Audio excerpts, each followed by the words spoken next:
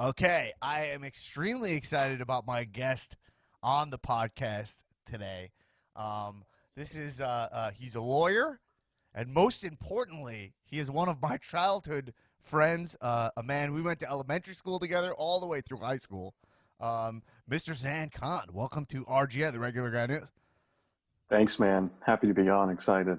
So I've reached out to a couple of people that I grew up around. I think that there's something about this election right now that feels, I think it's like personal for everybody, and it's like drawn me to. I told a story in the intro of this, which you haven't heard, about me reaching out to someone I grew up on the same block as, and I'll keep him anonymous, but he posts truly things that are the opposite of what I believe in, and this is a guy who I grew up with, like played with as a child, and like we grew up on the same exact block, and it's so hard to think that we would have such different values at this point in my life, and I just think that's something that's really interesting now as we get divided. It's interesting to be. I feel like we talk a lot about the divide in the country, like where you live. If you're like in quote unquote, you're like in the middle of the country, you're a flyover state, and you're a coastal elite, right? There's that divide, and Right. then you're like urban versus like rural or blah blah blah, whatever,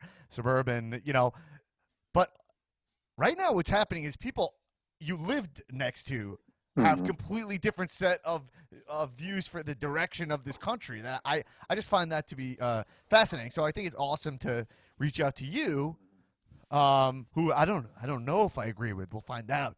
Yeah. Yeah. But you're a Well, fascinating dude, Zan. thanks, man. And it's interesting. What you say is very true, and I think it's even more true about where we're from, specifically Long Island. Mm-hmm. Because Long Island, New York is a solid blue state, and it's thought of as a very liberal, left-leaning state. But you have a lot of right wingers and even Trump people on Long Island, right? Don't you find that Long Island is kind Yes, of town to town, block to block? yes. I find that I'm surprised. There's a lot of loud and proud Trump support on Long Island, and it happened since 2016. Um, Right. and yeah, I mean, I think that honestly in Long Island, I think a lot of it comes from it's money based. I think Yep. a lot of Yep. it is taxes. A lot of people think hmm like, hey, they don't want to pay higher taxes and they want to keep their money. There's a lot of money in Right. Long Island. It's, Right. rich people coming in from the city, living, Definitely. commuters for the city. So I think that's true. But yeah, Yep. Long Island is like when people think of New York as so blue, but that's New York City. If you go Right. up or to you go east to Long Island, like it can hmm you'd be surprised, you know. Yep. Yep. But Zan, so before we get into your background, so I was saying I want to tell I don't want to skip this, right? Because this is RGN. hmm This is the Regular Guy News. We're not real news by any means necessary. Okay, I'm a regular guy. So. I'm a wrestling podcaster, and Zan, you a couple fascinating things about you. You've always been I've always thought you're a really intelligent guy, Thanks, man. and more importantly, you've always been very jacked. Even since we were like little, I remember we were in like fourth grade, and you had like huge rippling muscles. Like, wait, you were like lifting. When did you start Yeah. lifting weights? I started earlier than that. I think I Yeah, started around, it was probably third grade. I was super intense. I was super intense little kid. I don't know if you remember me that way. But I would just like sit in my room and watch like Bloodsport and like yeah. Jean-Claude Van Damme movies over and do like 300 sit-ups. And then I have an older brother and he had some weights. So I just started using those. So yeah, I looked a little weird as a little kid. That's I true. remember you going to your house and like seeing like you had like a decline, hmm like hmm straight up Van Damme shit. Like you had a decline, like a crunch machine. Like I guess hmm decline. hmm You could bench on Yeah, or yeah, whatever. Like all that. You were right. doing all that, but it was like insane. I mean, like no one lifted at that age. You were intense. Why do you looking? Do you still lift like that? Yeah. Well, right now, because of the quarantine, I'm not Yeah. going to gyms, but my Right. wife got me just like a little pair of adjustable dumbbells. So I'm just doing kind of light maintenance now. But yeah, I mean, in the last few Some years, I've click been doing weights. some, Got some click weights, bro. they're not clicks. They're just kind of, screw the cap off. Oh yeah, But yeah, yeah. yeah, More the intense. and yeah, yeah. But yeah, in the last few years, I've actually been like more intense about my training than I ever in my life, I think. Yeah. So, and also, this is another thing. The last time we connected, you posted something on Facebook, and this is kind of a part of the reason why I had reached out to you is that you posted a shirtless pic. This okay, and by the way, that's not something you I don't know. do. I don't post Maybe not shirtless shirtless. pics. Maybe just in a tank, Okay. muscles out. Okay, maybe not a gym Okay. pic. A gym pic. Maybe not All right. shirtless. Okay, Mm-hmm. maybe not shirtless. I don't want to Mm-hmm. blow up your. That might not be true. I Mm-hmm. already see the metal straw. By the way, just for context, people. I just want to know he's using a metal straw. Yeah. But so like you posted, and then you were like, "Yo, I'm vegan," and you were like, "I'm shocked how much I've been able to have gains still Mm-hmm. as a vegan," right? And you're like, Right. anyone wants to know how to like be a vegan and still be yoked or something like that. I'm Mm-hmm. paraphrasing. It was way Yeah. more eloquently put than what I said. Yeah. Uh, and then I reached out to you and you told me like how to eat. And it was Mm-hmm. and it's weird. Like I'm not a vegan now. My brother's a vegan and his fiance are vegan. Oh, that's But like cool. because of you, I eat so much more vegan than I ever did. Like my percentage was 0 before, Mm-hmm. and Yeah. then you taught me. So I'm saying you actually made like a change in my life That's awesome. by reaching out. You know? I'm so happy to hear that. That was the point of the post. I don't normally post. I mean, you see my Facebook. It's not very personal at all. It's No, like it's a it was kind of out propaganda of character platform. for your social Yeah. Well, media platform. I did it for that reason, to promote veganism, Right. and you're proof that it had a tiny impact. Yeah, like I'll be honest. I was a vegan for a little bit. I felt like trash. I did like 4 months as a vegan, and I never Mm-hmm. was able to figure out how to eat right to feel okay. Like my stomach was a disaster. Yeah. And There's an I know adjustment period. right. Yeah. But anyway, that being said, like my brother's vegan. I go to eat. I never would eat at like a vegan restaurant even. And Right. Right. Right. but now anyway, I'm way more conscious about that stuff. I'm glad to hear it, man. But that all being said, I still eat 150 grams of protein a day because I'm trying to get huge That's a for lot. no reason. And and yeah, but I did have some vegan-based protein shake just now. Ah, nice. Yeah. Okay. So, Zan, but let's start from the veganism because I think like, Okay. well, you wanted to say a memory about us growing up. You Oh yeah, yeah. I think that's pretty When interesting. Okay, yeah. When you messaged me about doing this, it just triggered something in the back of my brain, and it was my earliest memory of you. It was in, I think it must have been second grade. I don't know if you remember like our teachers' names. I don't really. Second grade was Um, Miss Baker. maybe.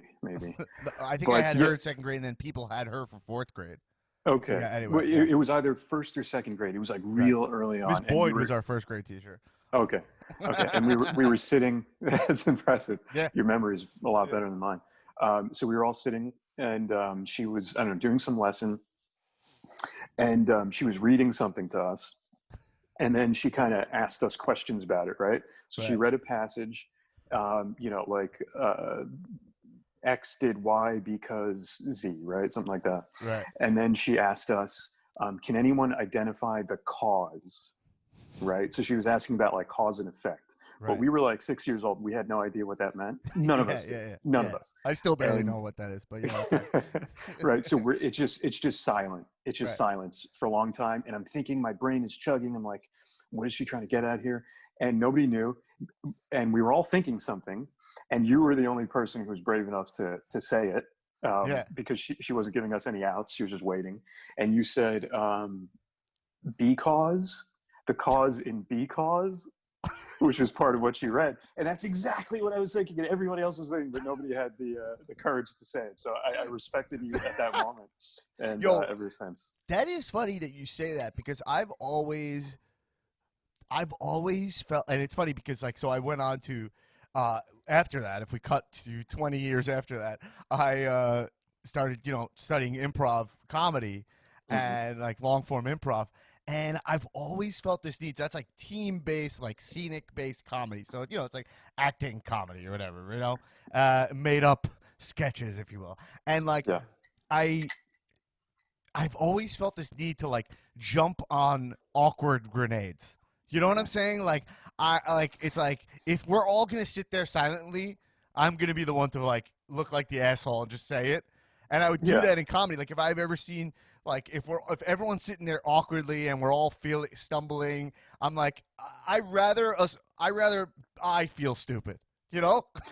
Yeah, it was really impressive to me then. I'll vouch for the sake of your audience that you were always the regular guy, like the courageous, just unpretentious in a very admirable way. And it's not an act. Right. And you're always a funny guy. You're always one of the funniest guys in our grade. Oh, thank you. Yeah. Thank you. I appreciate that.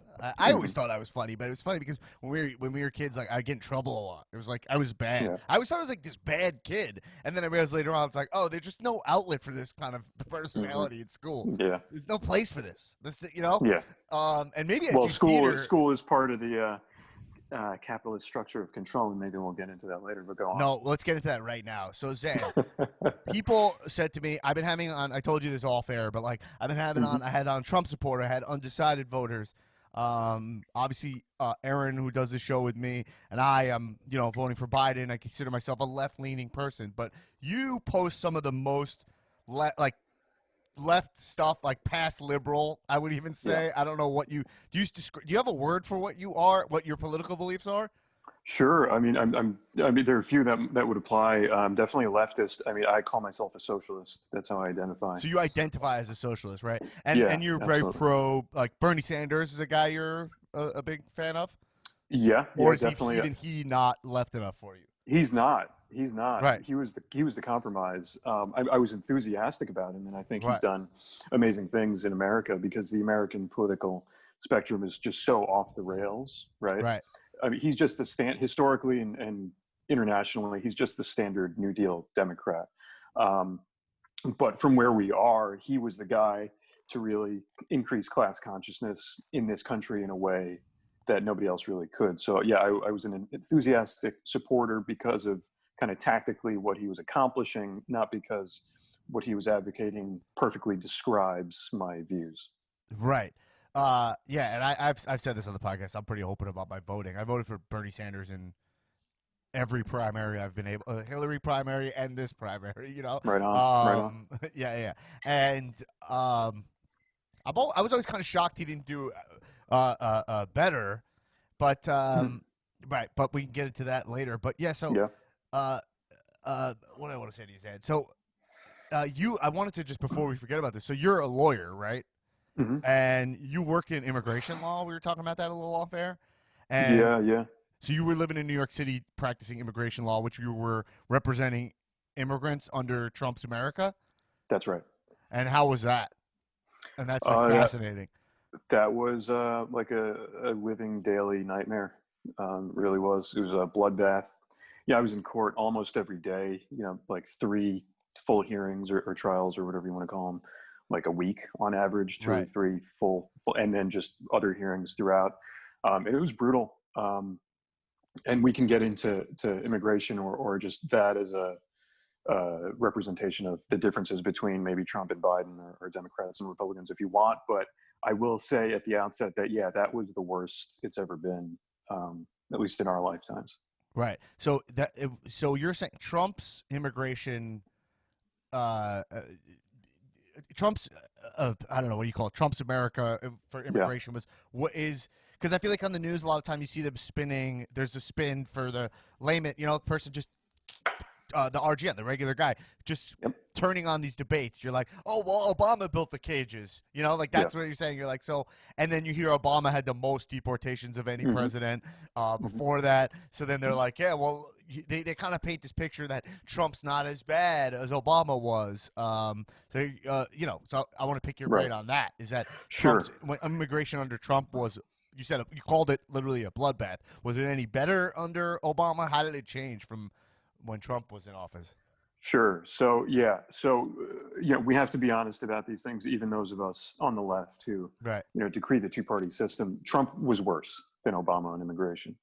And it was his first week in office. He just busted in and started changing, long established case law and rules that afforded really basic kind of minimal protections to, asylees, to women, to immigrants, just undocumented people who are the most vulnerable people in society, right? So it got tangibly worse kind of overnight.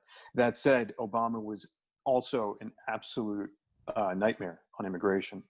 Record deportations. He did build the cages. That's true. He wasn't using them, in an explicit deterrence kind of way that Trump is, but Right. he was doing horrific things and sending lots of immigrants to their deaths. So why? I guess I don't know really much about this, but like, why was Obama so hard on immigration? Also, is immigration actually this big issue? Because immigration is one thing that I feel so confused about. Because Hmm. I don't have a full scope of like this is to sound like really dumb, but like the room we have in this country, and I don't just mean physical space, I mean like Yeah. financial space, like Hmm. economic space for Right. people to just be like coming in. So I Hmm. think what I feel always confused about is, I mean, I'm probably a bleeding heart liberal if I want to give me that label. So if people are seeking asylum, and also I'm a Jewish person, so if people are coming to America and Right. seeking asylum, I'm like, hey, we have to take care of these people. But on the other side, I don't really understand, like, do we have, like, should we not be doing that for the greater good of America? Like, I don't fully understand all that. You know what I mean? Sure. Yeah. Yeah. Yeah. And that's very fair. Those are really good points to kind of frame it. And here's what I would say: there are a couple areas of that to unpack. So one is the economic side, right? Right. And you go there because that's where we go in America. That's kind of how everything is kind of scaremongered, right? So we have this scarcity mentality in America, Yeah. and it's totally fabricated, right? So one, immigration is good for the economy, and Right. this is demonstrated, right? This is study after study.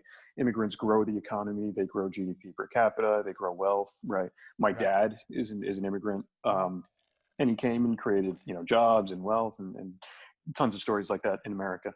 So Right. on the economic point, yes, immigrants are good for America, and there is financial room for immigrants, absolutely.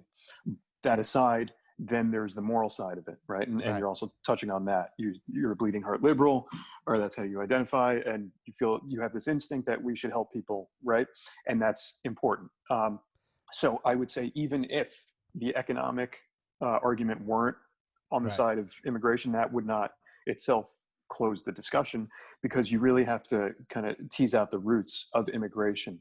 And immigration in America, the entire debate, and you're right to be confused. I think everybody's confused, and Well, I don't I think don't think that's also, like, I don't think there's any clear messaging from the Democratic Party. Like what you just yes. said would be, I feel like, such an effective message, being like immigrants are good for this country, as Mhm. opposed to just saying like this country was built on immigrants. Because Right, I feel right. like there's a distinction there that's confusing to the regular guy, where you're Yeah. like, hey, like, yeah, I think it'd be over. It's like, but has America hit this capacity? Like, hypothetically, Right. yeah, we came over here, we were immigrants back before the Louisiana Purchase, and like, America, we were overpopulated and global Hmm. warming, and right, Yeah. like, and you're like, so, right, and we have people, Yeah. our poverty rates going up. So like now, so I'm saying that they've never been able to say what you said so concisely there. Why? Yeah. Well, here's the thing. I mean, they have made that argument, and I actually think we don't want to lean too heavily on the economic argument, right? Because that Right. argument is still operating inside a right wing frame, and that's what liberals and Democrats do Oh in shit, America I'm is Republican now. they live entirely in right wing frames, right? So Right. the right wing frame is, are immigrants good for our economy or bad for our economy? And the implication there is, if they're bad, then we can forget about them, right? We should reject that frame. We should reject right wing frames entirely. Right. You should just go by kind of objective frames. And the reality of immigration in America, and the reason why people are confused about it, is because nobody frames it the correct way. So the history of immigration in America is really the history of labor, Right. and it's a really terrifying history. And this is an official history, right? This is a history through law, through the courts. We Immigration is just the story of how we control and exploit labor populations, Right. right? We import immigrant labor populations. This is starting with the Africans, right? They were Right. And there was the involuntary Chinese immigrants. for the railroad. Exactly, exactly. So every time we need a labor population, easily exploitable, immigrants are the perfect source of that. So we bring them in, and then we write laws to exclude them from basic fundamental rights. Right. So if and then add to that U.S. imperialism, right? We're stomping our feet all around the world. You have the Monroe Doctrine in Latin America, but before, Yeah. Asia, Africa, everywhere, everywhere. So when you're doing this, when you're creating so much havoc and unrest around the globe, I would say you then have an obligation to those populations that you exploit or displace, right? So Right. if you go into Latin America or Central America, as we do, as we've been doing for, over a century, and really just kind of creating unbelievable unrest and suffering in those areas, you then lose the moral standing to say, when people come out of those situations that you created, you lose the moral standing to say, well, we're just minding our own business and we get to decide if we really want you or not, if you help us or not, right? If you want to make that claim, you have to, I would say at the very least, be totally isolationist, right? And then you have some standing to say, well, we're minding our own business and we get to decide who comes in and who doesn't. Right. But even then you have kind of moral principles to tease out. Right. Oh, that's so interesting. Uh, but do you think that, like, it's so interesting because we grew up together, we were in class together, and you think about, we actually had like learned American history together, Yeah. and you think about how we were taught it. It's like, yeah, the Monroe Doctrine, like all this stuff. Yeah, we were taught it, but we were almost taught it from this nationalistic point of view, Absolutely. right? Yeah. That and that I think is actually kind of at the core of the split in America is like, do we, and it goes to anything, it goes from climate, in my mind, and you tell me if you believe I'm wrong, but like from climate change to immigration to socialism versus capitalism, like all of these things that are on the principles that people believe are core American, go down to, can we take a step back and acknowledge our faults and adjust for them, and or are we just going to keep waving the flag, saying we're the best, and not changing at all to maintain, like, just keep this American stronghold and this American view and America first and America, right? Yeah, absolutely. Yeah, I think Because education people don't want to is do that. I think that's what it is. Because like, right. even so, just to complete my point, like Yeah, I'm piecing it together as I go. Where it's like the sure. way you're speaking feels like the way that Democrats would speak if they could, and not just tank elections. Which is like, Yeah, actually admit, like, hey, and by the way, it does not go both sides. It's the appeal of Republicans, because Trump in interviews has said stuff like, "You think we're so great?" Like, right, right? right, But a Democrat right. can't do that. You have all the Democrats still have to pretend to be religious, like, you know what I mean, while still Yeah, supporting science, and like there's a whole phoniness going on of what the core values of actual left-leaning people are, which right. is adjusting for modern times, including not being like a textualist and or an originalist or whatever. That's what I was learning from my last guest about Oh, okay. an originalist about the text, and like actually saying we need to change this stuff for modern day society. The I said a Constitution. lot of Right, right, stuff right, there, right. but ultimately what I'm Yeah, saying is that, isn't it kind of like American nationalism a problem? absolutely. Yeah, I mean, America is, one of the, if not the most nationalistic nations in the first world. I would say that's pretty uncontroversial. One of the most propagandized populations. Absolutely. Yeah, but you bring up education. I think that's a really important point. We're not taught any of this stuff, right? Our education is largely imperialist capitalist indoctrination, and that sounds conspiratorial, but it's actually true. I mean, they're, like Goldman Sachs and these types of organizations fund our actual curriculums, right? They actually get to decide how we're taught things. So I don't know about you, I was never assigned a word of Karl Marx or really taught anything meaningful about socialism. I was never assigned, Howard Zinn, or taught anything meaningful about American imperialism. No, if you So learned about Karl Marx, it would be. I remember, like, when I learned about. Sorry to interrupt you. I'm just saying, like, yeah, when you yeah, please. when we did learn about Karl Marx, it was like, here's the ideas. They sound good, but they're too idealistic and they don't work. Yeah, Like, right. like they'll teach it to you with a caveat. And listen, I'm not saying I believe in any of this stuff. I'm just saying. But I'm saying what you say. What you're saying is, I just Yeah, use my experience and I go, we were never really taught yep, to look through a really critical lens, right? right, Like, right. even if you look at something like slavery, the way we're taught it is kind of like, hey, this happened a long time ago. This hmm this is not a reflection of modern day society at all. Right, It's right. not like, oh, look at the ripple effect. I didn't learn any of that kind of stuff until I was older. Right. Whatever. Anyway. Yeah, no, no, it's very true. So we come out And the end result is a population that is generally patriotic, generally nationalistic, at least as a starting point, right? Yeah. And then people diverge from there, right? But you have to fall into a weird niche hole to really wind up a leftist in America. And that's by design. That's what you get after 75 years of Cold War propaganda, right? Just absolutely excluding an entire range of ideas from the public consciousness. So I don't know if you do this when you talk to, regular people on your podcast, Trump people or whoever. If you ask them, I'm mostly the regular guy, you know.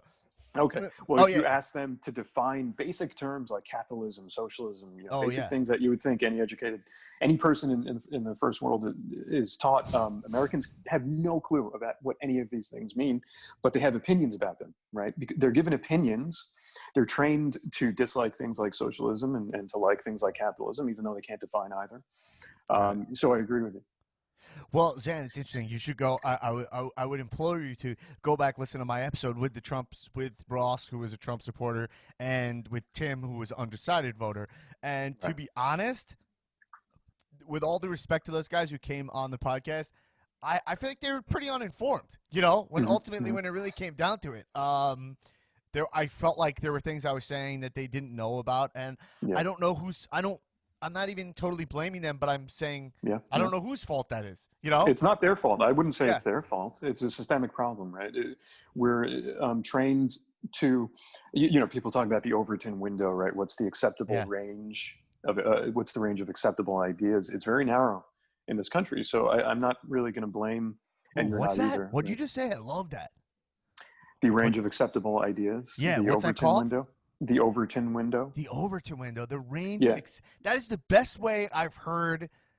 See, this Mhm. is Ann. This is why I need you in my life, baby.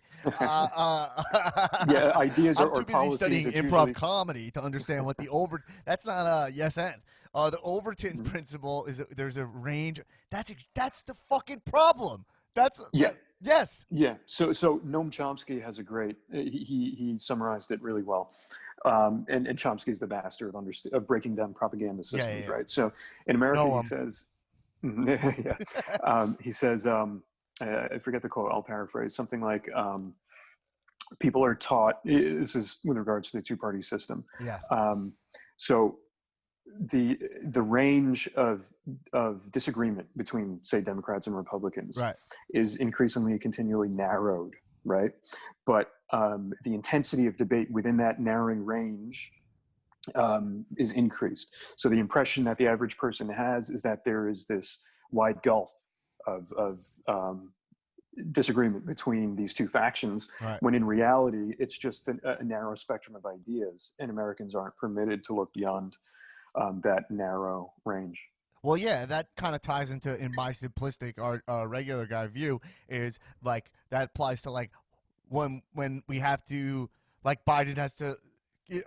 Maybe Biden, because I don't know, he's old. He might actually be a Catholic, but like Obama has to pretend to be Christian, and it's like, oh well, like it's a non-starter if you're not. I don't know, maybe he is. I don't know, but Right. in my mind, Yeah. it's like I don't. I think he's, in my mind, Obama's an atheist. You know what I mean? Mm-hmm. Like Mm-hmm. he's a science-based guy. Because like Mm-hmm. I'm Jewish by heritage, but I'm fully an atheist. Like I'm going in the ground. I know it's you could never convince me that, and I'm not disrespecting people's religion, or I don't know if you're religious, but like you could never convince me that like anything other than science, Yeah. Yeah. But like even Well, that yeah. it's kind of like a non-starter. Like religion is this like non-starter. It's like, oh, it's an attack on faith, so you can't be like, hey, but your faith is getting in the way of my freedoms, Yeah. Yeah. Well, I think we're moving a little bit past that, because Bernie didn't do that. Right.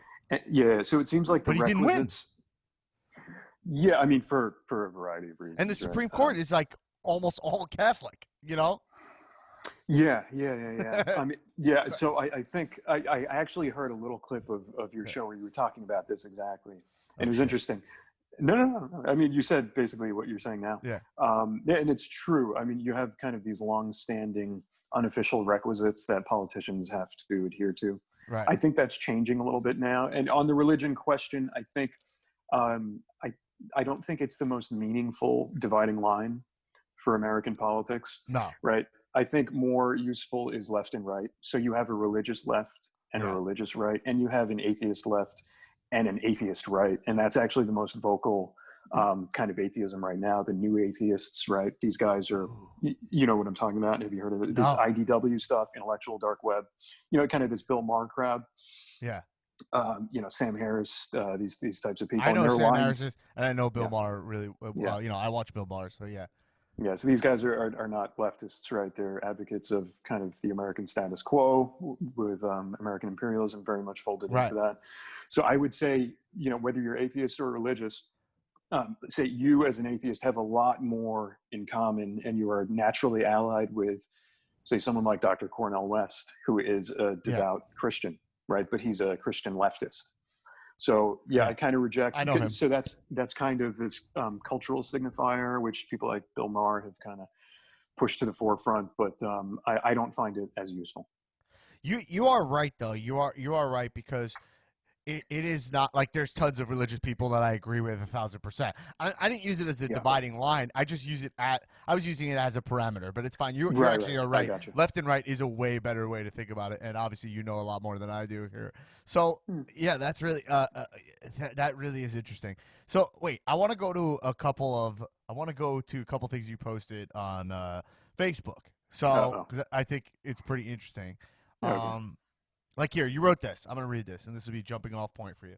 If Dems took the White House, Senate, and House, Biden would just offer to whittle away at Social Security unprompted to build some goodwill across the aisle. Remember Obama's first 2 years of unified government, and liberals would be at brunch arguing with me on their phones about how we have to be friendly to Republicans instead of organizing against the Democrats. Yeah. Right. So it seems like you're and based on and your next post after that is that'll take us in another direction. There's so many directions to go. Okay. Sure. But it's fair to say that like are you well I mean if you don't have to tell me your vote if you don't want to, but No, my okay. guess is you're voting for Biden and then immediately day one he wins. On Wednesday, you're pushing him as far left as possible, right? No, so I did not vote for Biden. Oh, Joe Jorgensen? No, I'm not a libertarian. Trump. No. You voted for Trump. What a curveball. That is the biggest curveball I've ever heard. Howie Hawkins. Now, I will caveat that and say I'm in a Maryland, which is a solid blue state. Right. So if I were in a swing state, I would feel a much stronger compulsion to vote for Biden, probably. Right. Maybe I would. Maybe I've never lived in a swing state, so I don't know. But Right. I don't diminish the very real and imminent threat of Donald Trump, particularly in a second term. I think we have to be very, very real and very honest about that. Right. Including on the left. Because as horrible as Democrats are, and that really has to be kind of the thesis point, right? That this whole system, and we can talk more broadly about that, is the enemy, right? We have two parties completely owned by the same interests. Yeah, because I just want to say one quick thing that you go, but like Sure. you mentioned Bill Maher, and like he's an example of a guy I watch his show a lot. I like the conversations they have on that show, just because it's a show that has like long form conversations. I see people disagree with him on there. Just because I find that TV to be, I've said this before, I find TV to be too produced, you know? It's pundits, it's you have this small window, and as someone who works in TV, I see this. So that being said, I'm always shocked how proud of a Democrat he is, you know? Like you're like, just to use it as an example, it's like, like he defines himself as a Democrat, and I'm like somewhere skeptical where I'm like I don't want to be defined by either of these parties. While I am registered because I want to be able to vote in the Democratic primary as a Democrat, I find it insane that some people are so proudly a member of this two-party system. You know? Right, and I mean that's kind of the disease of American politics, right? It's so hard to think out of this binary, and anytime anybody dares or tries to, they're immediately shamed back into it, right? Right. So why is the Democratic Party evil? That's where you were going. Oh yeah, so they are both the party of capital. The Democrats and the Republicans are both completely owned by capital. So the differences between them. I'm not saying there are no differences between them, but they're largely, which is to say mostly, stylistic and symbolic, right? The Right. material agreement between Democrats and Republicans is substantial, right? So kind of the most consequential policies of the United States, foreign policy, American imperialism, completely entirely bipartisan, right? Both Right. are fully parties of the war machine of the military industrial complex. Control of capital, right, of the economy, both, that's completely bipartisan. Joe Biden is actually the perfect answer to your question about why are the Democrats evil. He's the living embodiment of kind of democratic rot, which is internationally or historically is really just a center right kind of alignment. Right. So what do we? Well, I mean, okay, I want to go talk about socialism, but what do we do? Like, what is the what I see you even posted a post being like, wow, like Kanye West gets it more than the Democrats. You know what I mean? Or I don't want to Mhm. paraphrase you there. Yeah. Kanye now has a more honest assessment than the average Democrat. Catch up, folks, or it'll only get worse. You know, Yeah. I Well, think that would what drive people would be like, you're nuts. But what do well, you mean there? what did he say in that clip? It was a very specific clip. I'm not like pro Kanye He said West. Kanye said Bernie would have won. This is what he said. He said more than that. He said the Yeah. Democrats. He just had a very honest kind of material analysis of the Democrats and the Republicans, right, as being both kind of corporate-owned parties that are not responsive to or representative of the interests of regular Americans. So, we're look, it's divide and conquer, right? It's tribalism. Right. We're given colors, blue and red, right? Kind of divided amongst ourselves. What's lacking in all this? Americans see themselves fundamentally as individuals, Right. right? What we do not have a concept of in America anymore, after, right, I mentioned earlier, 75 years of Cold War propaganda, Right. we have no class consciousness. So we have no class solidarity that is in the working class, right? The 99%, whatever you want to call it. We don't think of ourselves as people with common interests and common suffering, right? And by extension of that, we don't demand politicians who represent our common interests. We think of ourselves as individuals with individual interests. Now, the ruling class, right, the 1%, they absolutely have class solidarity. Bill Maher, perfect example, Right. right? He's a proud Democrat. Why would he be?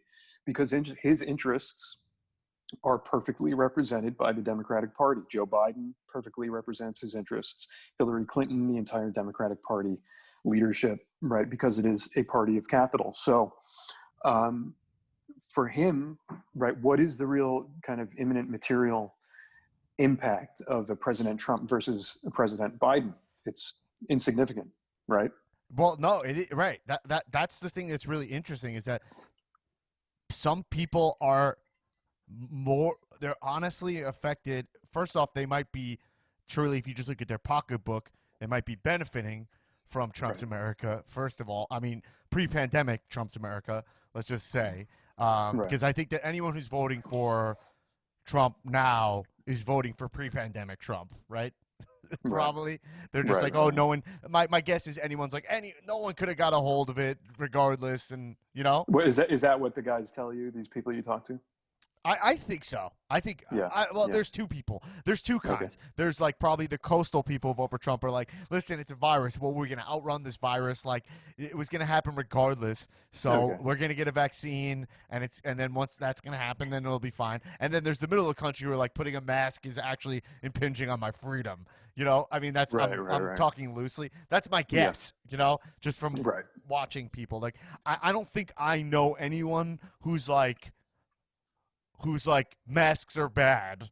They're Right. just like, hey, they're just like whatever. No one can do anything, so I want to protect my money. That's my Gotcha. thought. I Yeah. think a lot of people are being dishonest about why they vote now. I think this Hmm. a lot. I think that's people. What matters to people when they go in that ballot box, I think, is different than what they can say or are willing to say out loud nowadays Right. is my Right. opinion. Right. Right. But I think Yeah. I'm not privy to a lot of that because to a lot of people, not to be you, I'm a very left guy. I mean, I have Hmm. friends who think I moved to California, I'm drinking out of like, I refillable water bottles. Hmm. You know what I'm Right. saying? Like, Right. I have friends who think that I'm like a fucking hippie. You know what I mean? Yeah. And then Yeah. to you, I'm basically a Republican. And it's interesting because I remember this even when we were kids. I always felt an energy of you, like when we'd hang out when you were driving illegally, and you remember Yeah. Yeah. that? Yeah. And you would drive. I always felt like you. I remember one time. This is gonna paint you like an asshole, but one time you were like, Well, it kind of was. you were a little bit of an asshole, but I Yeah. Yeah. appreciated it. I mean, I don't think asshole. That's too extreme of a term, but Okay. I feel like I was a little like in a bubble, and like I feel like you were one of the guys who would poke at my bubble, and maybe that happened because you had like immigrant parents, and maybe you in your mind had it a little hard. I'm not exactly sure. You'd have to tell me. I don't know. No, it's not. It has nothing to do with really kind of where I came from, because I don't know. It's very. We came from kind of a comfortable bubble, right? You're right. You were in the same bubble as me, so it's probably just Yeah. personality. You were Yeah. just I think intense. I always had just kind of like I don't know, questioning kind of maybe anti-authority, slightly anti-authority instincts. So maybe that's where some of this comes It's probably from. my jump to say it's because you're immigrant parent. I don't know. That's probably dumb, but which I'll own. But I think it was. I remember one time you like called. You were like, "Yo, you're like chubby." You like said. You said one time you were like. You said to me like. To you? You were just saying like I'm not in shape. Like I thought of myself as this skinny guy, and you're like, nah, you're not in good shape. And I was like, man. yo, you're fucking. It didn't, dude. I'm not Sorry, insecure man. like that, so Sorry, it did dude. not. It's Yeah. fine. No, I was It's a fine. little bit of a douchebag. Yeah. But I remember Apologies. being like, no, but I think you always were like, I don't know, describe it. Like, I'm not surprised where you've ended up. You're really smart and you question things. You know what I mean? Thanks, man. Thanks, man. I mean it as a compliment. I know it's off. I mean, I'm like a comedian. I've always seeked out. Shabiro, my best friend. Yep. Like, I've always seen like I'm always like. I like people who like call it like they see it. I've always been. I can't stand the bullshit. Like just all this like awkward pageantry and politeness that people go through. It irks me, and I think that a lot of that is in our politics. Where it's like there's all this stuff you have to do, you have to say. There's all that. You're like, can we just like have an honest conversation? So anyway, just to go back to I don't know why we got into that. I promise you did not offend me as that. But but like, so you described yourself as a socialist, which I find interesting. And like that is a negative term, but I felt like Bernie was the first guy who, and it's interesting, first guy described himself as a socialist, right? A democratic socialist, to soften the blow, I guess. And people I know, because I'm in like a lot of my friends are artists. I'm extreme left community. Loved it. They gladly are like I'm like socialist. But I knew always I was like I cannot see. It's funny. Kanye says Bernie would get elected. I cannot see this whole country, given the electoral college, if it was just on popular vote, going for someone using the term socialist. It even scares me. And I'm pro, like, we talk about, like, socialized medicine. I'm like, I want full-on, unapologetic, socialized medicine in this country, Yeah. So what is that? Like, why am I so scared why am I even scared of the term socialism? Well, it goes back again to that 75 years of Cold War propaganda, right? And if you're interested, like, we're kind of like skipping around from a bunch of topics. If you ever want to do if you ever want to do like a deep dive on a particular topic, I'm happy to do that. Like I'm game. Oh yeah, Zan, I would love to have you back, and I would love to dive deep because also like I hear from the people have access. They send us emails and ask us questions and stuff. And specifically, we have one listener who messages us all the time with really left wing stuff. He really beats my ass down. He's like, if I say anything, he's more right in on, with comrade. you. Yeah. And so I think that I would love to have you back if I have a specific question we want to dive into. So this episode will be more general. We're jumping around. Not to mention this election. We're recording this Monday, November 2nd. The election's tomorrow. So, where we end up, Biden would say the soul of this country's on the line Right, tomorrow, right. and so it's interesting. You say it's this. You say the soul of this country's already gone. It's kind of, yeah, it's kind of, well, I'll just answer your last question really quick and then I'll move to that. But Yeah.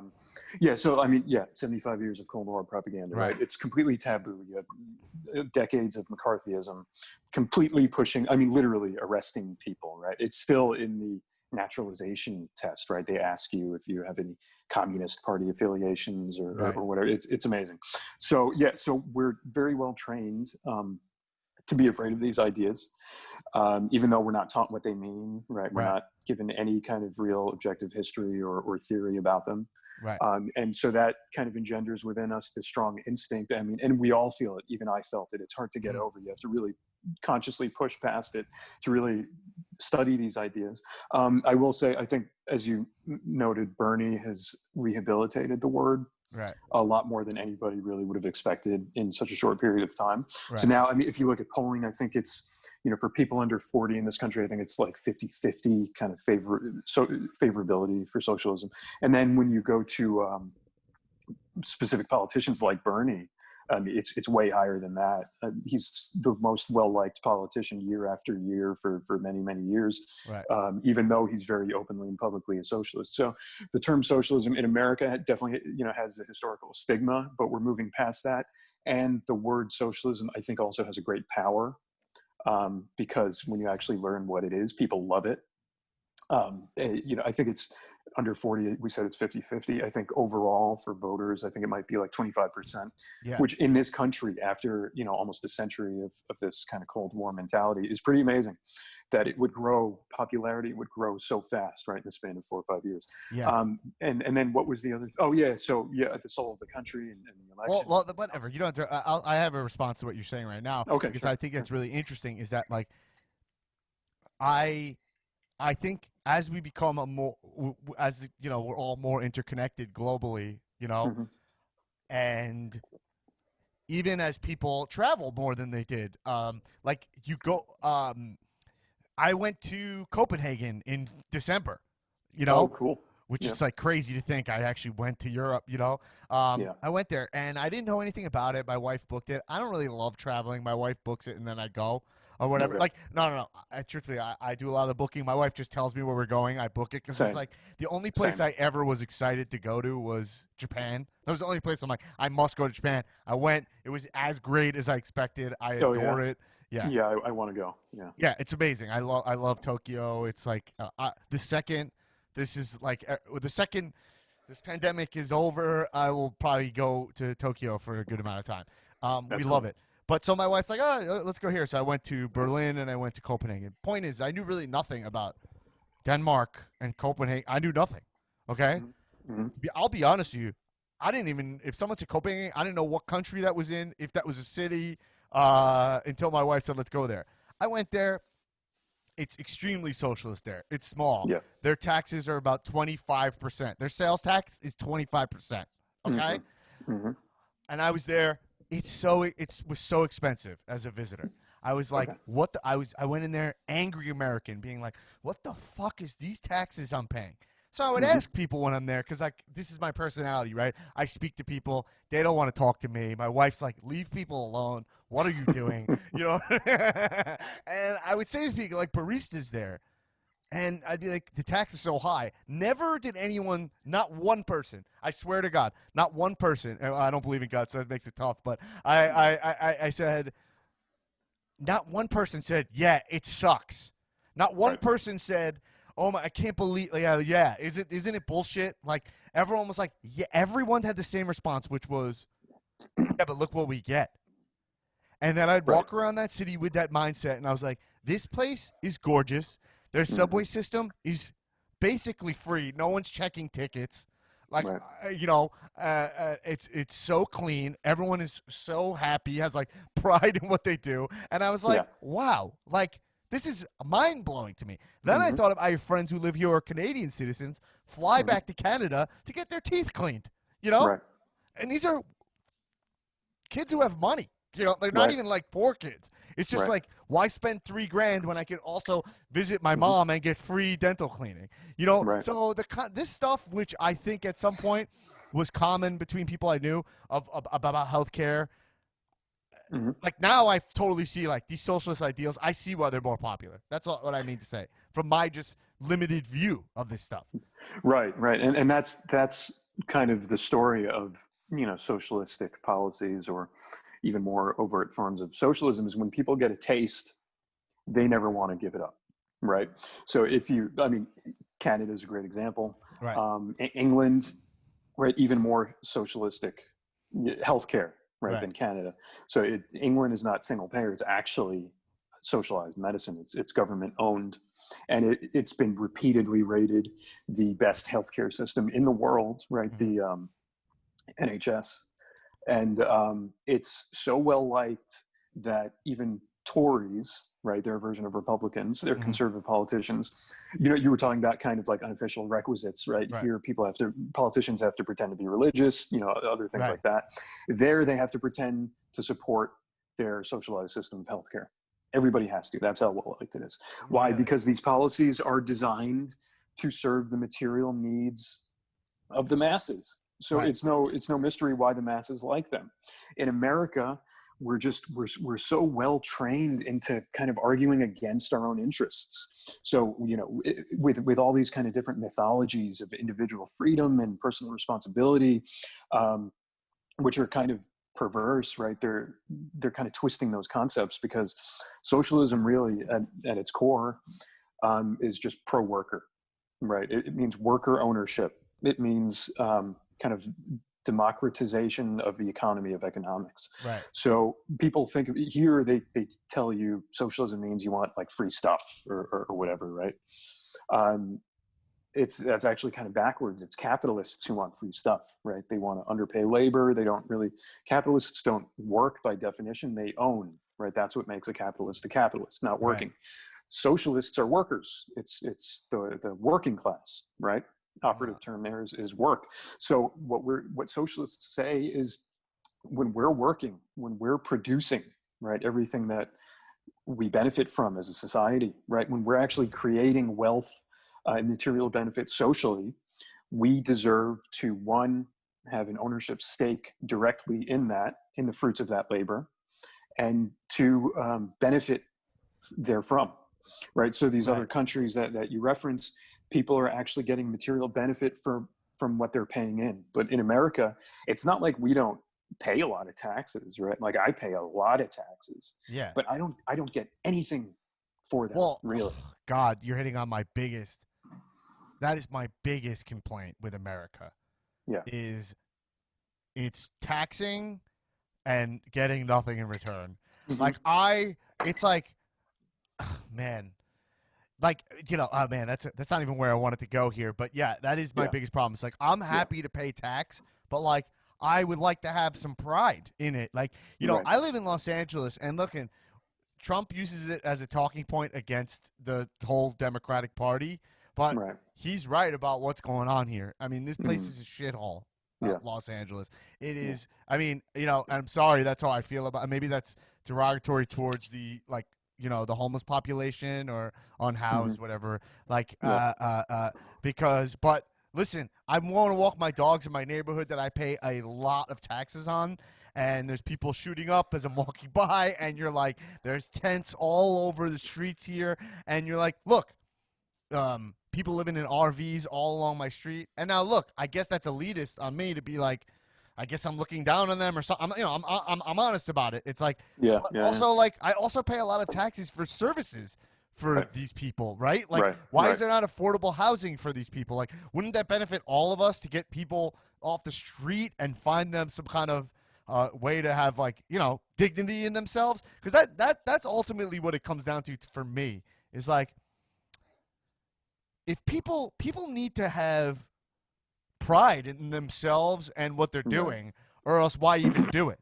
If you want to pay people $6 an hour, they can't live, they get no benefits, then why would they care about what they're doing? Why would they have any care in themselves? Right. Right. So ultimately, I don't know what that is, but okay. Well, yeah. Well, that's, I mean, I think that's like a really important and powerful instinct, because that's our social instinct, right? Just this kind of basic concept of human dignity. And I think that is a perfect way to frame kind of the moment, the political moment, Right. the economic moment, and really kind of this whole debate we're having, and even capitalism versus socialism, right? Because capitalism, in a very real way, is kind of the theft of basic human dignity for the vast majority of the population, right? Everybody outside of the capitalist class. So capitalism, what it does is it converts people into a labor population. Right. And what is wage labor? It means basically you have no ownership, right? So all you can do is sell your labor, which is selling yourself, right? It's selling your time, but you don't own the fruits of that labor, right? And that's how we organize the economy. So one guy or a few guys, or one guy or a board, or Jeff Bezos or whoever it is, get to own, right, the labor of hundreds of thousands or millions of people.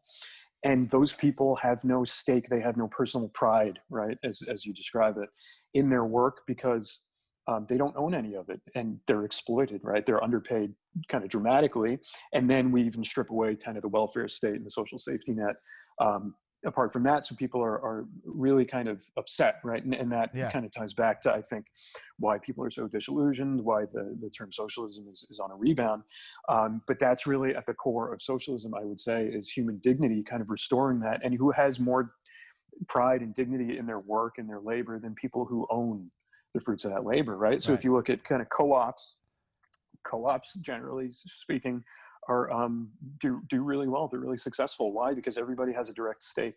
I mean, and it's just basic logic, right? If you kind of if you own a piece of what you're producing, right, just in a very basic way, you're going to feel motivated to make it good, right? You take a certain amount of pride in that. But if you work for Walmart, right, for kind of peasant wages, and then have to get subsidized, right, by taxpayers, I mean, you put in the bare minimum, right? You go to work, you punch in, you punch out, you don't give anything extra, because you're creating wealth for someone else. Everything you do goes into the pockets of someone else.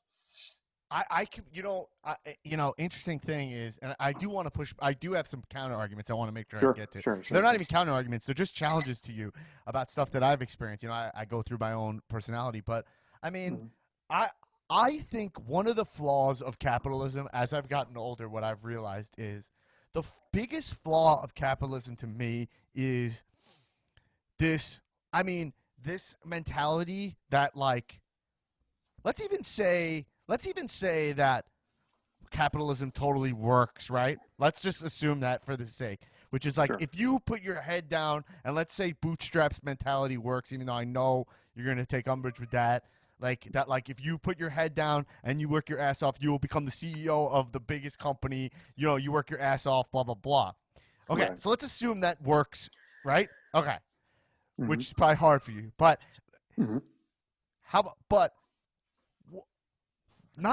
let's be realistic. Not everyone wants to do that.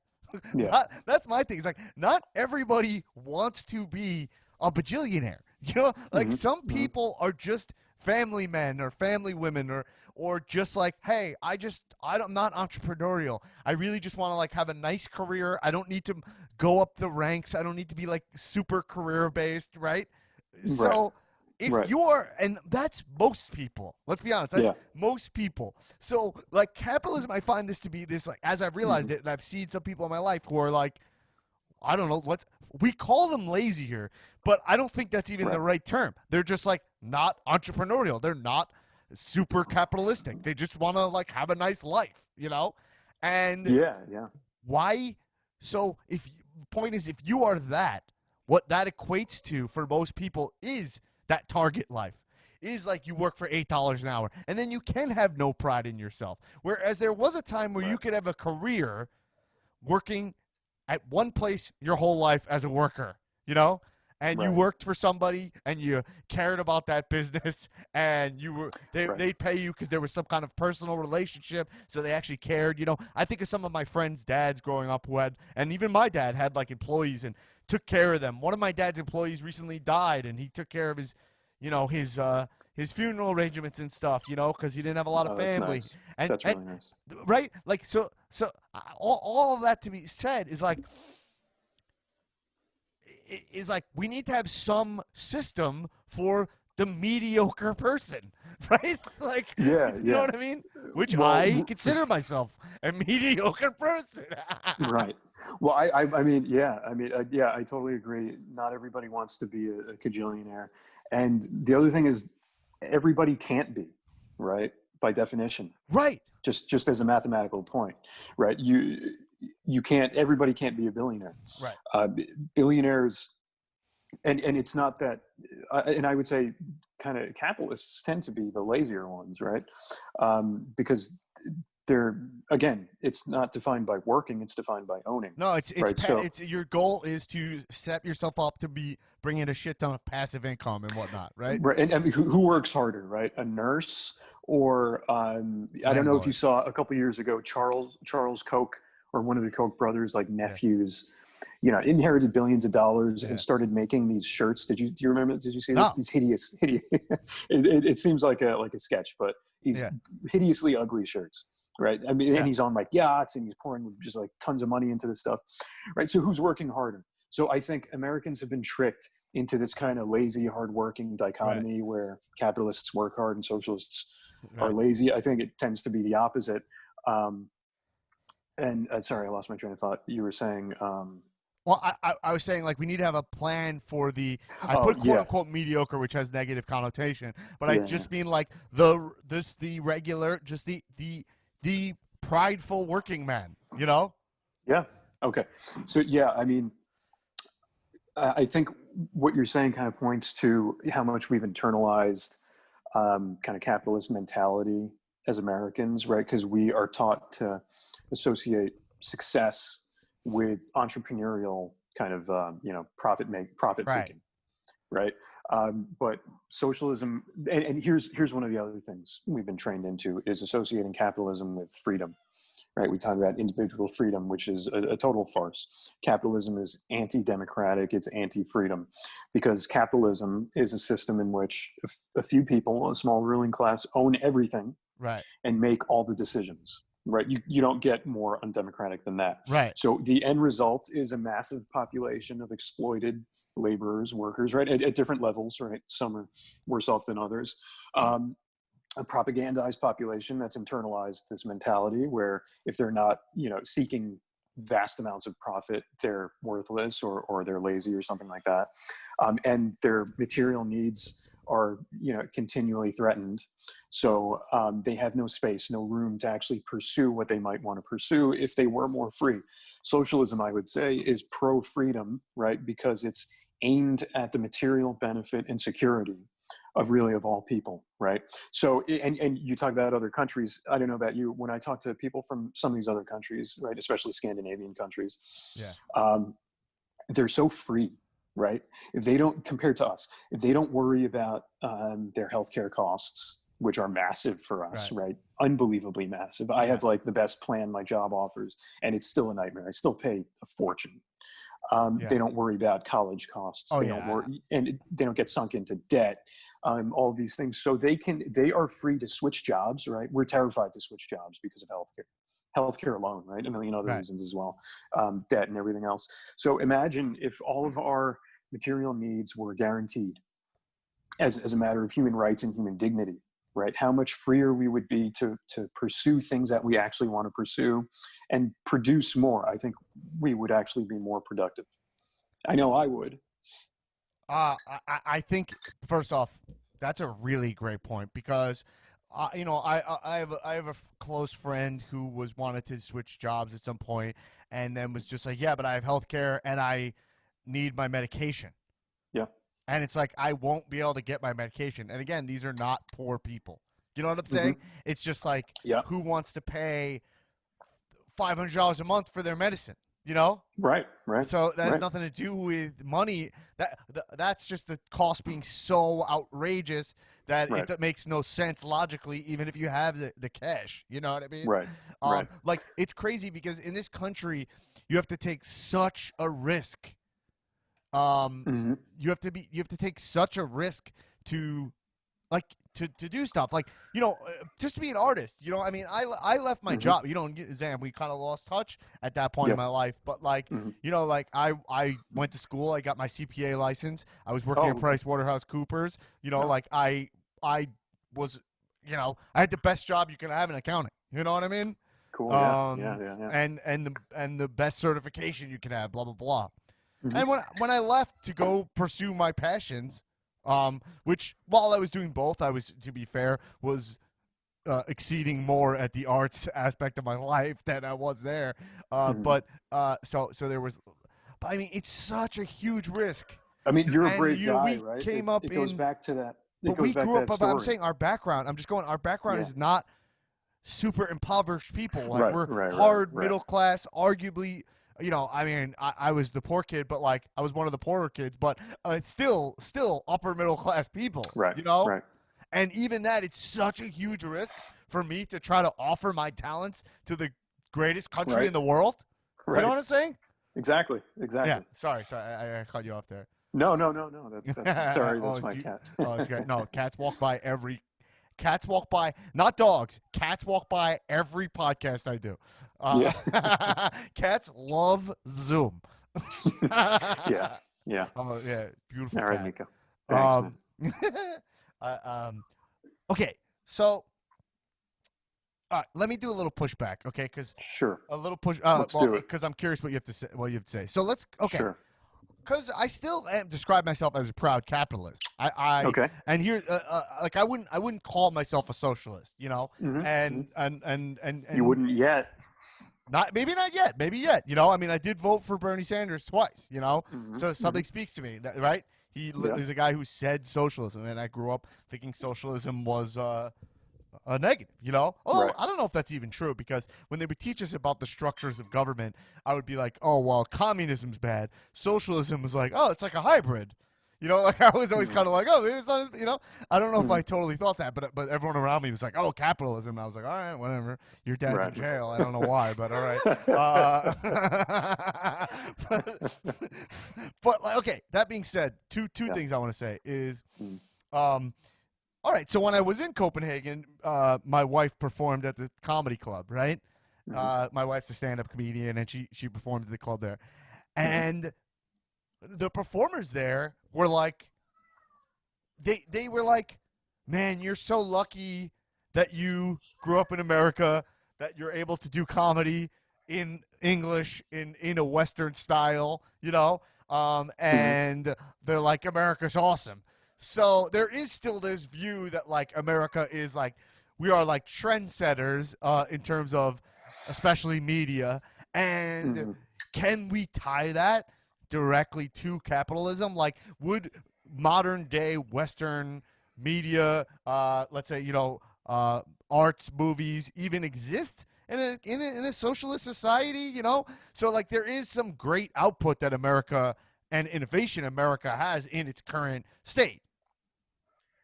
Yeah. Okay. So, all right. Yeah. I mean, the innovation thing. I think that's a really kind of strained, strained talking point of contention for capitalism versus socialism. So, Right. yes, the answer is yes. You can have movies and artists and all of these sorts of things Like there is a under freedom of thought expression that is dwindling and blah blah blah. But yeah, that's in a it separate thought. I'll go to that next. dwindling where in Well, I America. don't know. Yeah, I shouldn't have done Yeah. that. I'm saying there Okay. is. I would love to hear your thoughts on that, like freedom of where Yeah. But okay, I mean, if you look at that's my bad to bring okay, that up. okay, That's too no, big of a veer. So sure, yes, sure. Yeah. So, yeah, I mean, the arts exist under socialism, right? It kind of goes back to what I was saying. And by the way, we have to just kind of footnote that socialism itself can mean a number of different things, right? Just like capitalism can mean a number of different things. But at its core, again, socialism means kind of worker ownership, usually of the means of production, but of the economy, right? We're talking about democratizing the economy. So it's inherently democratic. It's inherently kind of freedom promoting. right. And again, I would say when you secure the material needs of everybody, right? So you're not living in absolute fear, right? Even people like us, as you say, who come from like Right. upper middle class backgrounds, same thing for me, right? I've been afraid to move jobs because, I have to pay for, I get the health care for my Right. family through that. When you take that away, right, you as an artist, right, imagine if at that time you were guaranteed healthcare, free healthcare, right? And of course you're paying taxes, so it's not Right. really free, but free education. You didn't have any student debt, right? You were guaranteed kind of, I don't know, this wasn't relevant at the time probably, but family leave should you want to have a Right. child, all these kind of social welfare safety net policies. You would have been that much more emboldened to go out and produce art, right? Right. You would have been more confident to do that. So yes, art absolutely exists. I would say art would kind of flourish more so under a truly socialist system.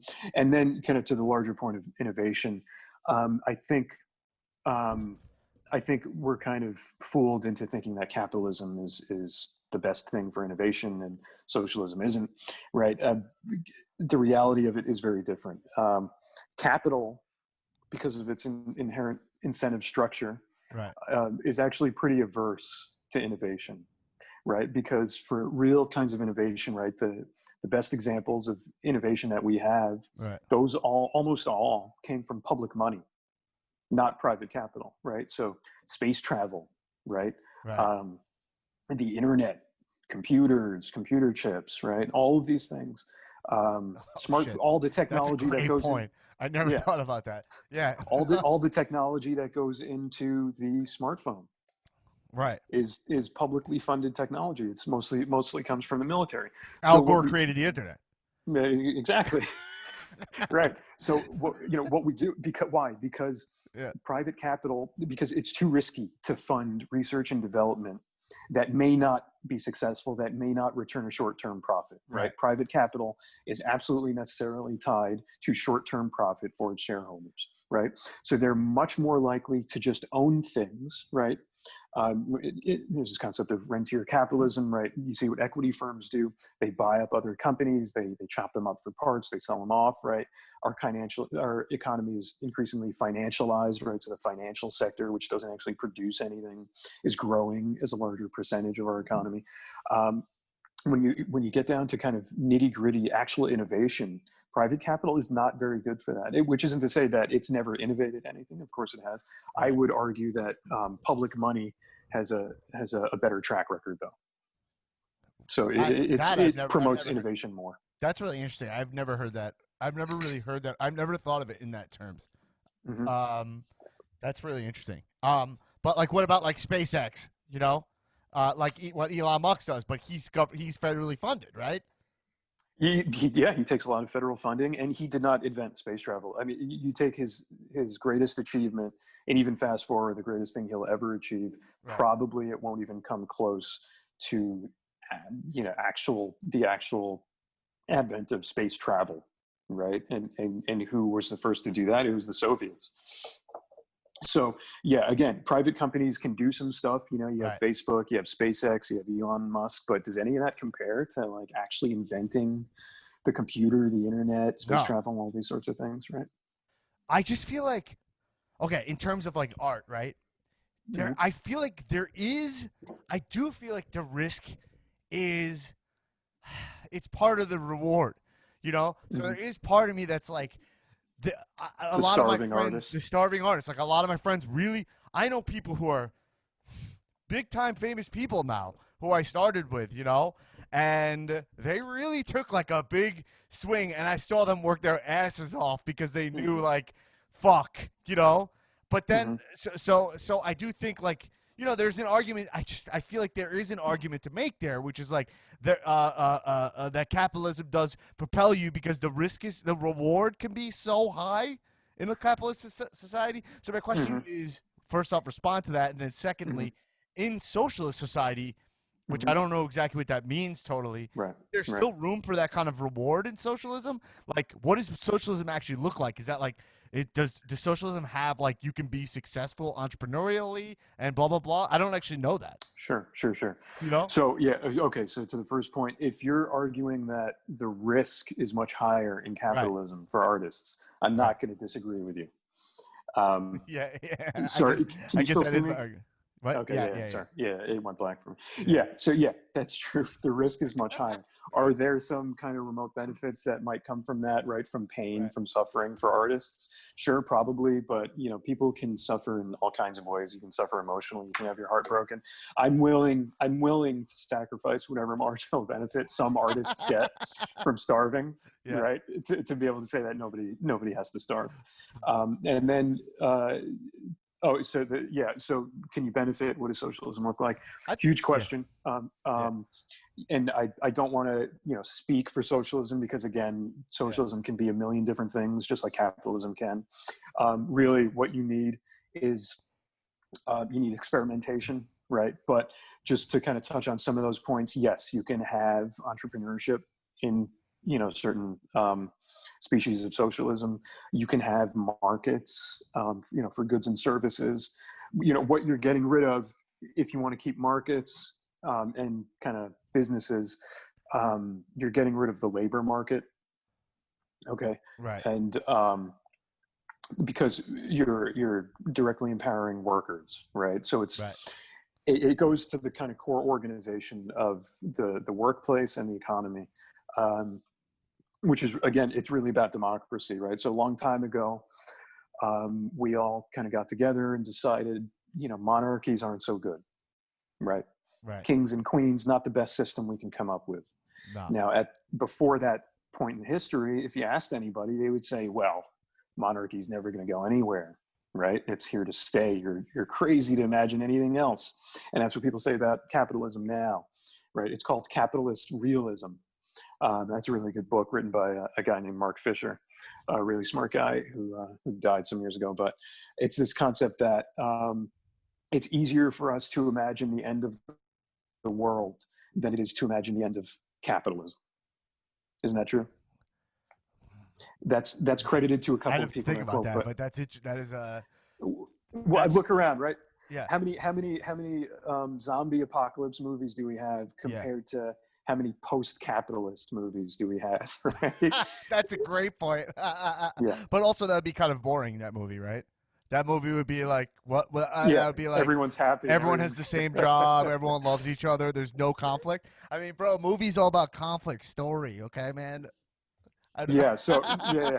So if you want to kind of baby step away from capitalism, and you want to keep entrepreneurship and all this sorts of stuff, you can just reorganize firms as co-ops, Right. right? So there, even if you want to keep all this stuff in place, there's no reason to say one guy or a board of 9 or 12 people should own everything in a company and make all the decisions, right? Right. Everybody who works there is spending their every day there, which is something we really underestimate. I mean, that's an incredible thing. We spend the majority of our lives at the workplace, right? I mean, And Zan, that's time away from our families. yeah. Yep. I mean, sorry to even interrupt you Yeah, again, but I'm yeah. like, you just spoke to my language, because that was the crazy thing that, like, when I left my job as, I was like, I'm at this place every fucking minute of my day. This is my identity. And people would always say to me, Right. this is like, even that's like 10, 12 years ago compared to today, people would say to me, that's just your job. Right. And I'm like, what do you mean that's my job? That's 90% of my time. I Right. mean, not to mention I'd be working on weekends, whatever. That's the kind of Yeah. job I had, Yeah. But how many jobs now? Now it's like work-life balance, and that equates to the work invades, we'll give you balance because the work's allowed to invade the rest of your Right. life, I find. Right, exactly. So I think that's not even actually true. Like, so rare are there jobs that are 9 to 5. I feel that more than anybody because I was trying to do comedy and have jobs to pay my bills, and the right. lack of respect for my time when I would leave, Yeah, and the exactly. culture of I would leave to go perform a show and everyone else would just stay. You know what I mean? Yeah, And I would exactly. be like this fucking lunatic for leaving at 8:00. Yeah, right. Yeah, I mean, we actually have less leisure time now, workers on average, than medieval peasants had under feudalism. Oh my God, Zan. It's true. That's actually I true. believe that. I could never argue with that. Right. That feels inherently true. You know? So if you're gonna wake up right super Right. early at a time when your body doesn't want you to wake up, you're gonna shower, you're gonna throw on clothes, you're gonna force feed yourself some quick Yeah. breakfast, right? You're gonna Right. drive however long you have to drive or sit on a train to get to work. You're gonna spend all day there just dying inside, right? Sitting at a Yeah. desk I've in an done it. office away from your family. And then you're going to get home, late at night, dead tired. Maybe you missed your kid's kind of sporting event or whatever it is. And you can do that day in and day out for year after year, decade after decade, right? And you don't even own your own labor. You don't even own the value that you create. You're just producing wealth for someone else. That's an incredibly undemocratic thing. Oh my Some God. rich guy Yes. that you never even see gets to own all the wealth, make all the decisions, right? I mean, we all see how hard Amazon workers work, right? Yeah. Jeff Bezos what does he have now? $200 billion, and Yeah. he has going on, I think, 1 million employees at this point. Yeah. Um, But he's so got less hair than both of us. So, I mean, what does that say? he'll scalp like a hobo and just surgically implant it, probably, right? Probably. I'm waiting for that. Yeah. So at the least, if you're going to give essentially your whole life, Yeah. right? Because we demanded democracy in our politics, right? We said no more kings. We're going to have kind of Right. parliamentary systems or whatever we have, constitutional democracies. Well, the workplace, the economy has a lot more control over you than politics does, right? Just in terms of your daily life. So you deserve kind of as a feature of kind of core human dignity, right, that you talk about, you deserve a stake in that, right? So if Jeff Bezos can't create all of that wealth by himself, right, if he has to depend on the labor of 1 million people working, giving their whole life away to him, right, then he shouldn't be able to make all the decisions about where that wealth goes and keep all the profit or as much of it as he can, right, all by himself. They all deserve to have some kind of a stake, some kind of a vote, right? We're talking about real democracy in the economy. Well, what does Amazon look like in Zan Khan's America?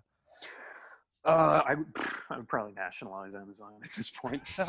Right. So but don't you see the problem there? If it's like, if someone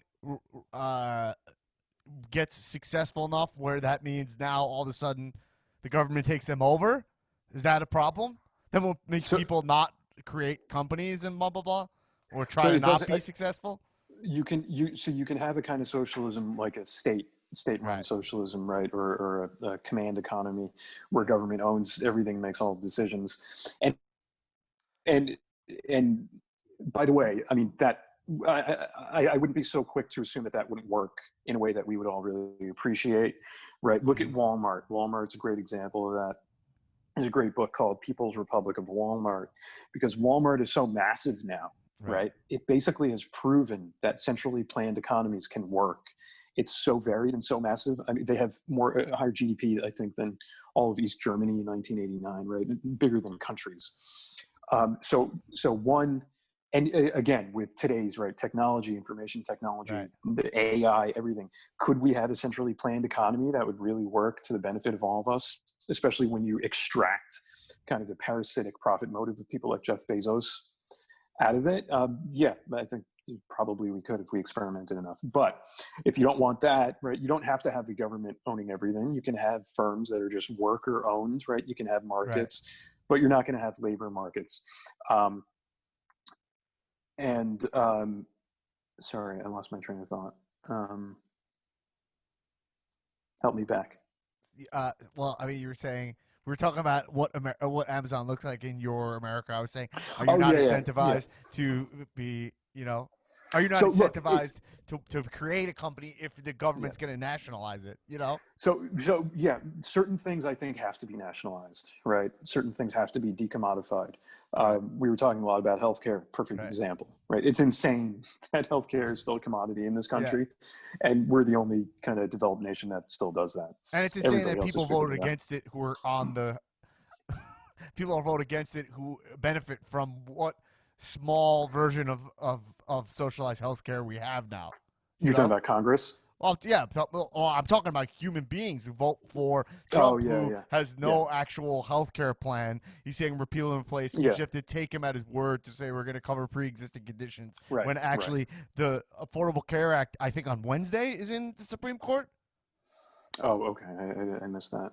I think it's this week. It's like Thursday or something. Like Yeah, yeah, it's yeah. yeah, yeah. So I mean, Trump obviously is not going to help anybody in their health care. Right, Biden isn't really either. The ACA, while did a couple of good things, is still a terrible system.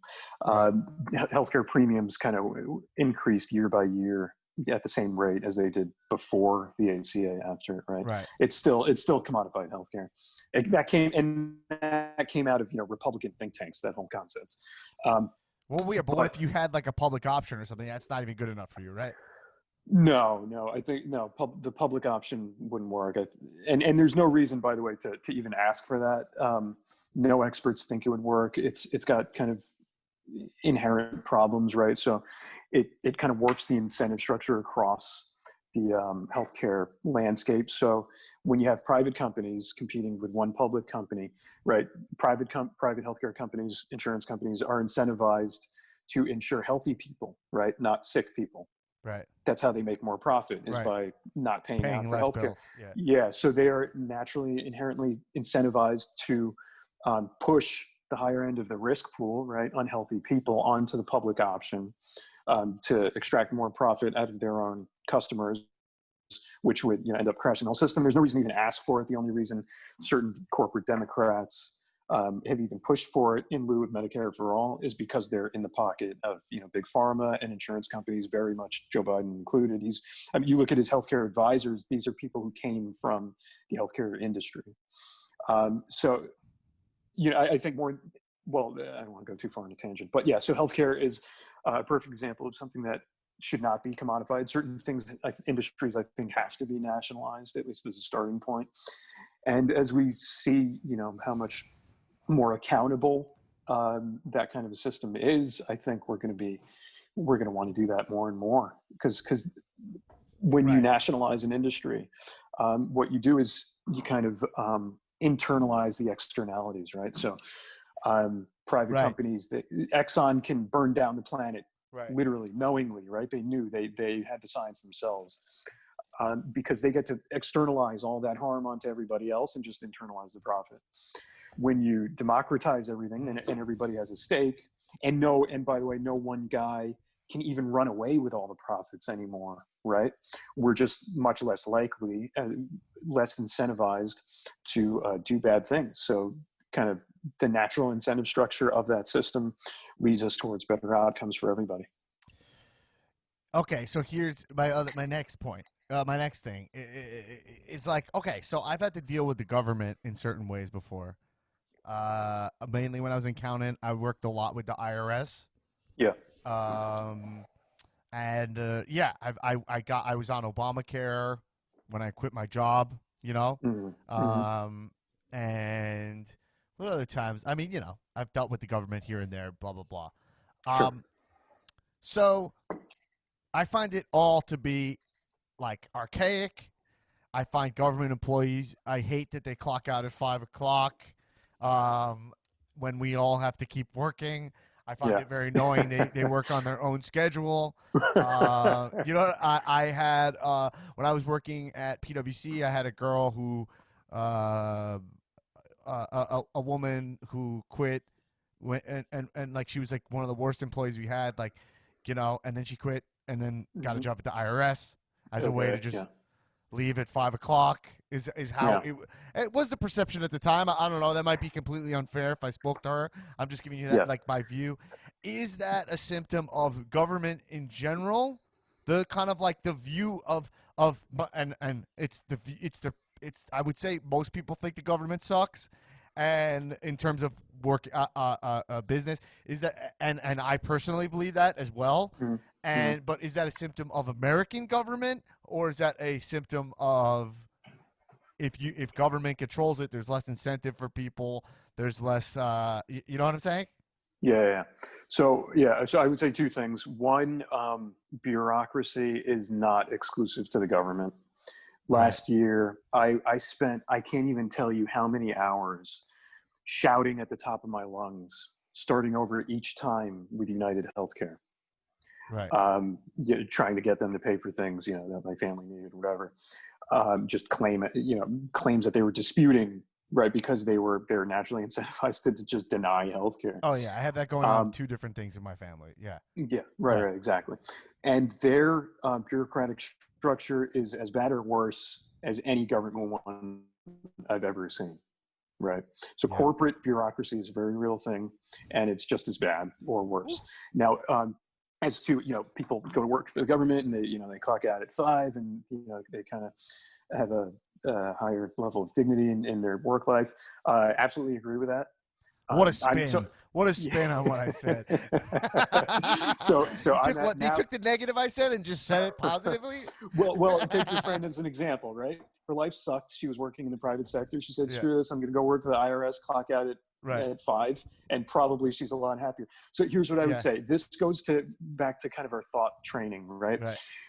When it's us, when we're thinking about ourselves, we think, "Man, I wish I could clock out at 5."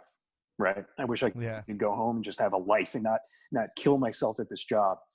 But when it's other people, that we're interacting with, then we place ourselves mentally in the shoes of the billionaire and say, well, you guys are so inefficient. You're clocking out so early. You should be working harder. You should be producing more. Right. Now I am a government contractor, so I'm on the government schedule and everything. And I will tell you, I have never seen people in the workplace so relaxed, so happy, with so much human dignity, which isn't to say that they don't produce and do great things.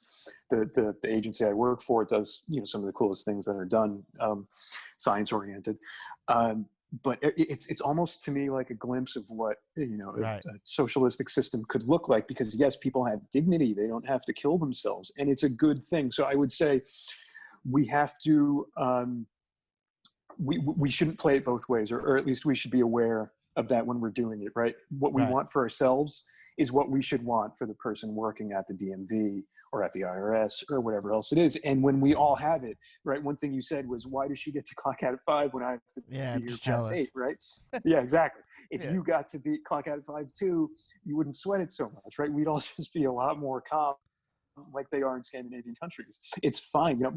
People there aren't working 12-hour days. Yeah. But everybody's happy and nobody's complaining. So I think we have to keep ourselves, and again, this goes back to something I said earlier, which was, in America, we think of ourselves as individuals, right? There's another quote, socialism never took root in America because Americans all see themselves as temporarily embarrassed millionaires, right? We all think of ourselves, we all place ourselves in the shoes of billionaires. We're not in the ruling class, and most of us are never going to be. We need to start to have class consciousness, right? Kind of class identity, and then class solidarity. So we should want for others in our working class what we want for ourselves. We should really unify and have that kind of sense of solidarity, right? We all have the horror stories in our families, right? People struggling with healthcare issues, whatever. This is a very punishing system, a very punishing economy. Greater wealth gap than ever. There was a study just came out. These studies come out all the time, right, about the wealth gap, and the top 1% has taken $50 trillion from the bottom, whatever it was, half of the population, or 99%. That was reported in Time magazine. Oxfam publishes these reports all the time that, a smaller and smaller handful of billionaires, and I'm talking like 8 billionaires, 5 billionaires, right, own as much wealth as half the world's population combined. We're talking about, 3.5+ billion people, right? So we're not in the ruling class. We're never going to be. And even if we were, right, we should have this concept of class solidarity. So, and people I will say, in the government space do have that more than in the private sector.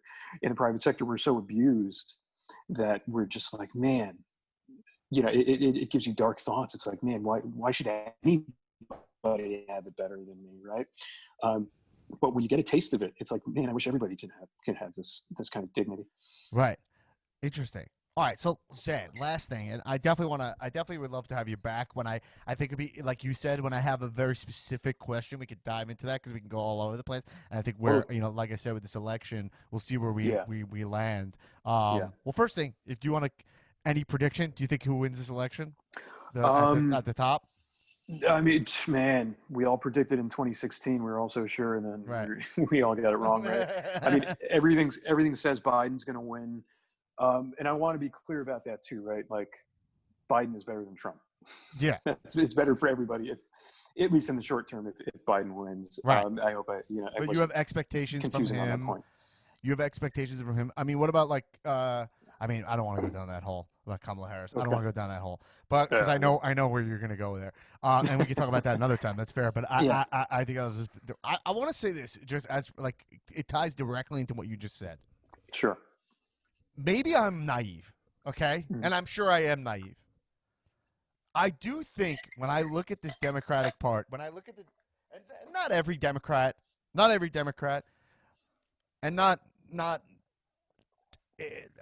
when I look at this two party system, and I understand I'm coming from this, I know you're going to answer this in a way that that is like going to be like, oh wow, that's a left field way of thinking it. I know that, but just Okay. it seems so binary to me with these two parties, and maybe because I'm regular, that one of these parties is really bad, and one is Mm-hmm. has good intentions but extremely flawed. Is that just way off? Like the Democratic Party, like why I can believe a guy like Bill Maher sees it as the party of better is because like when I see the character of the politicians of that party, I like to think that I can't really be tricked. You know what I mean? That I see through Okay. the bullshit. I like that. I think we all think that. And I see someone like an Obama and people around him who vouch for his character. And I see him in candid interviews. And I know there's a level of performance. I'm a performer. I know that. There's always a layer of bullshit. There's any kind of. Right. Right now, since I hit record, you're going to inherently act different than if I didn't say record. That's like that. Right. That's just human nature. You know what I mean? Yeah, I'm wearing a shirt. Right. Oh yeah. Normally we just absolutely we just see those packs, those beautiful fourth grade. I mean, you've been grooming them since you were 8 years old. The packs. So I think, but like, I can't help but be like, wow, this party. I try not to be so cynical, where I'm like, this is the party of Bernie Sanders. This is the party that people with your kind of thoughts gravitate towards, and it's inherently the better option. And maybe it's bad in terms of the whole party structure, but like, is it as bad? Is it terrible? Is it awful? Yeah. Yes, I think it's awful. You said they were well intended. Right, right. They had good intentions. I Like, I don't feel think like they had there's a good lot of intentions. Republicans who, in my mind, have actual bad intentions. Yeah. Like a Mitch Right. McConnell, in my mind, is like a man with bad intent. And are you Right. saying there's no difference between Mitch McConnell and like Amy Klobuchar or something? So, okay. Yeah. Good question. So here's what I would say. I think as Americans, we have a habit of thinking of politicians as personalities, right? Oh shit. Or at Okay, least as yeah. I individuals. knew you would do this. Immediately cut me down with the first sentence. Immediate is a way of like, hey Dan, here's why you're a fucking idiot. No, it's not you. It's all of us. Yeah. We all fall prey to this, even me. But here's what I would say. I would say the sooner we get to thinking of politicians not as individuals, Right. but rather just as the interests that they represent, Yeah. the sooner we'll get to actually fixing things. So, yes, is Obama a more likable guy? Is Joe Biden a more likable guy than Mitch McConnell and Donald Trump? Absolutely. Yeah. Right. What the Democrats really shine at is being more likable. That's Yeah. really their greatest asset when it comes to representing the interests of the working class, the actual material terrestrial interests. They don't represent those interests, right? They represent the interests of capital. They do the absolute minimum for the working class that we absolutely demand that they do, which is not very much. Right. In America, after election cycle of lesser evil logic, which is what you're talking about. So yes, you're right that the Republicans are worse. I'm Right. not saying the Democrats aren't better. it gets fuzzy when we're talking about intentions. But yes, they're worse, right? They outright deny climate change, right? As a starting point, that's an existential threat to all of us. We're all going to die, right? So that alone makes the Republican Party, right, the most dangerous organization in human history, right? In a sense. Yeah. So yes, I'm not saying the Democrats aren't better. I'm saying largely that's stylistic, that's symbolic, and fundamentally, they represent the interests, the same interests that the Republicans do, which are not our interests. They're opposed to our interests. And what we learned through the primaries, which is, I hope we learned this lesson once and for all, is that they are structurally incapable of permitting a real working class movement or working class representative in the way that they fought Bernie 50 times harder than they fight Trump, right? Or the Republicans, Nancy Pelosi, these people, they play footsie with the Republicans. They let their Supreme Court picks right through. They approve their military budgets, whatever they want. Generally, Joe Biden's been trying to cut Social Security his whole life. Right, for the Republicans, they operate inside right-wing frames, but they are much more vicious when it comes to the left, when it comes to the working class, because we threaten their actual power, right? Their deal flows. When Trump is in office, it's actually quite good for the Democrats, the party leadership, right? All they have to do is sit back and tweet out some cultural signifiers, right? Some virtue signaling. Some virtue signaling, some hashtags, whatever. They're not expected to do anything because they don't have control of government, and they get to keep their wealth and their power and their deal flow party infrastructure. But someone like Bernie Sanders, or a real working class representative, actually threatens them structurally, so they fight way harder. So structurally, and I think we have to start thinking more structurally, not less in terms of tribalism. It's us. It's the working class versus the ruling class, and the ruling class includes Democrats and Republicans. Wow. Zen, what an answer, man. I'm gonna leave it there because we've covered a lot, and I feel like we should. But I immediately have like 10 more questions for you, but we have to end at some point, and I'll save it. I'm writing stuff down. Right on. But Zen, I'm so glad that I rekindled our old Searingtown Elementary School friendship. And it is like one of the things, Facebook, we can get into like what's so – yeah, I was having this conversation with someone where I was like, yeah, Facebook, evil corporation, Zuckerberg is an asshole, blah, blah, blah. And you're like, we forget – and I'm not defending Facebook, but I'm like, we almost forget about what it actually was intended for, which is like for me to like connect with you. You know what I mean? Yeah. Like what? Yeah. Isn't it crazy how like you're like it used to be like, oh shit, like I connected with all these people, like we would never have any contact. Yeah, that's we true. would just went our separate ways. Is there can't these companies just make money? If Facebook was run nationalistically, if you run Facebook on a national level, they wouldn't take any political money, right? They wouldn't even need advertising, right? Exactly. It would just be an actual social network. Exactly. And it would be a lot better. So I don't know. Look what you did to me. You just indoctrinated me. And then I'm now a socialist. Use that bite against me in the future. Whatever. No. I'm just saying. No, I think it's interesting. Like I think we look. Am I saying? Am I a socialist? I have a hard time calling myself anything. I don't know what the hell I am. I know. Well, I'll tell you what I am right now is that like. You've brought up a lot of the grievances I had, especially when I entered the workforce. And I was like, what is this? When I was living in Long Island, waking up at 5 a.m. to get in freezing cold to drive to a fucking train. I'd take 2 transports to get on a train, to get on another train, to go to this company, work my ass off for a set salary with no overtime. Right, no benefit to work, like working harder. Just this perception of like, oh, this brand that I worked at this. I get to tell you, ooh, I worked at PwC. I even did it earlier in this podcast. I was like, I worked at Price Waterhouse, and I felt like, look at that.